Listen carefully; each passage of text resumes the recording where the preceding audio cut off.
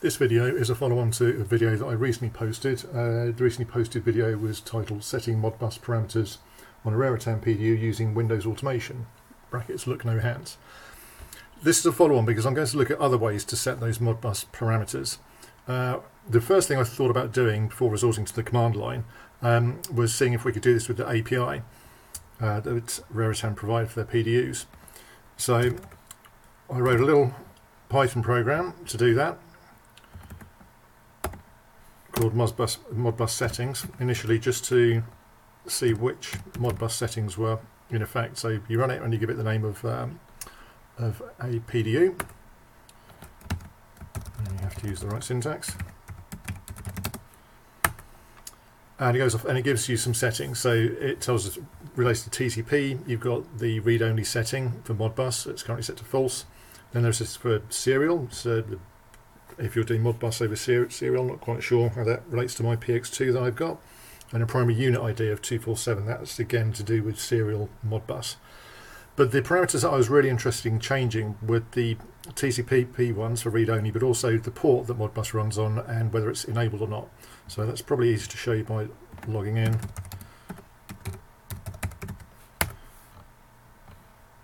And if we go to our device settings, network services, Modbus, it's being able to change these with the API, so to enable or disable Modbus, and if it's enabled to set the read-only mode.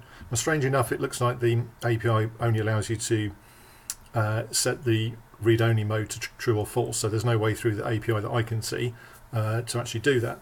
So I then thought we're probably going to have to look at a way to do this in the command. Oh, just to show that this is actually working, if let's enable and enable read-only and save. So when I ran it just then, it said false for TCP. Let's run the program again, and now it's coming up and it's saying true. So the API is working in that sense for the read-only value, but as I say, it doesn't tell me whether it's enabled or not. I'm just going to set things back to their default settings. And there we go. Let's just go back to device settings. So we'll come back to that later. So the next thing I thought, well, let's try and do it via the command line. So I've got a different window. If I start a secure shell session to that PDU and type in the same username and password, so same admin password, we log in and we get a prompt, and you can type things like help, and it tells you what the commands are and all this sort of stuff. Now, I won't go into how you do all these commands and things, because it's documented in the Modbus documentation. But if I run this command, show network services Modbus, it's telling us currently the Modbus is actually disabled and the read-only mode is off, is set to no. So if we go back to the Modbus settings here and we enable it, let's choose a different port, say 5502, and let's enable the read-only mode. Save those settings, go back to the terminal session, run that command again. Now it's telling us that it's enabled, it's telling us it's on that port, and read-only mode is set. So we can see what the network settings are. The next thing to do is to see whether we can change them, and actually we can, because we can go into the configuration mode, and this is all a little bit long-winded, so bear with me. So for example, I can say that Modbus enabled can be set to false, network services Modbus port, let's set that back to 5025, network services Modbus read only, and let's set that to false. So basically reset it to the defaults, apply that, and now if we go show network settings Modbus, what do I, network services. This is why some people don't like working with the command line, and it's gone back to disabled of no. So we can do this via the command line, but as you can see, that's really quite long-winded. Wouldn't it be great if we had a way that we could just automate all that typing for us? Well, as you probably get in the theme if you've watched any of my other videos, software automation is my thing. So let's log out of this, and we've got a program called Auto SSH, which can automate a secure shell session.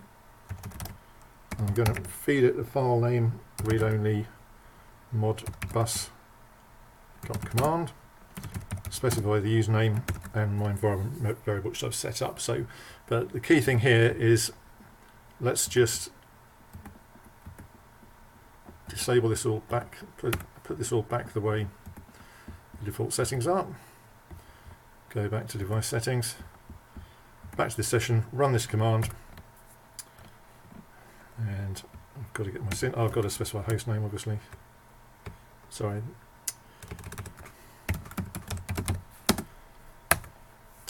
Now what's happening now is it's run a secure shell session for me, and it's automatically typed in the password for me. When it's got to the prompt, it's typed these config commands and has set all of the various long-winded commands and exited out and finished and returned, and done that very quickly. And if we just go back onto the web interface, we go back and have a look at the network services, onto Modbus, hey presto, it set them up exactly as I want them. So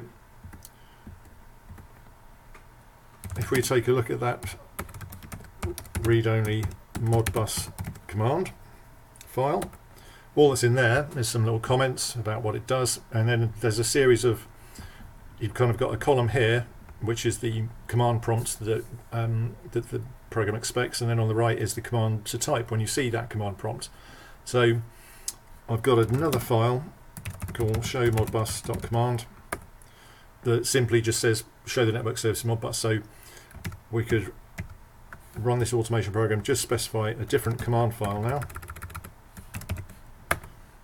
and so it logs in and it shows me what the settings are. Now if you've got a lot of Raritan PDUs in your estate, then it's very easy, once you've got these tools in place, to then write quite simple stuff here. So set up a list of PDU names that you've got, and just to run that command, and what it's going to do is log into all three of those PDUs in turn and set those settings. So say you've got 1,000 Raritan PDUs in your estate, and somebody comes along and says, oh actually we don't want to run Modbus on port 502 anymore because everybody knows what that port number is, we want to change it to a different port number. You can set up the script here, and then so you can change to the port number that you want, and then run that script against all of the PDUs that you've got in turn. You could even split the list up, so you could have several sessions, so one list doing the first quarter or whatever if you want to save a bit of time. But you can see how quick it is. Doing 1,000 of these isn't going to take a long time. Compare that with how long it's going to take you to log into each web interface and do that. You can see that this is actually going to be quite a time saving.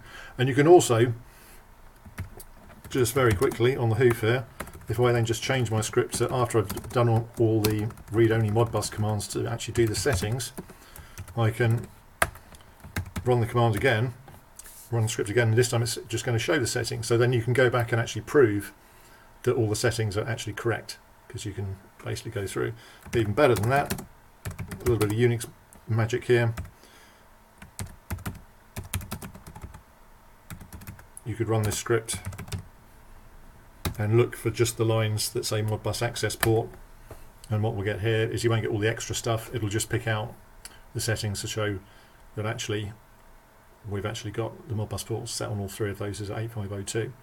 So it's actually great to check whether your settings are actually correct on your estate. If you've got a lot of Raritan PDUs and you discovered the one where say Modbus was enabled and it shouldn't be, you could run a similar script to go through and say show me all the Modbus settings, and then look for any which have been enabled.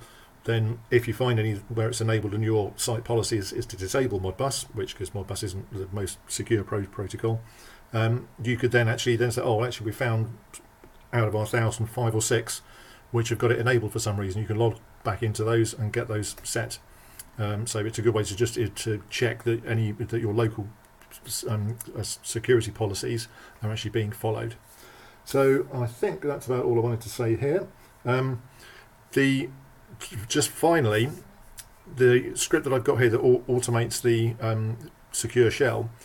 This isn't just limited to Raritan devices. Any device which you can log into and issue commands to, and I'm thinking Cisco routers and HP network switches, you could manage using this tool in a very similar way. And in fact, I've got a Cisco router on its way to me sometime next week, and I will put together another video showing some automation techniques with Cisco devices, which probably have a bit of a wider audience, but for all you Raritan fans out there, yet more software automation to make your lives easier.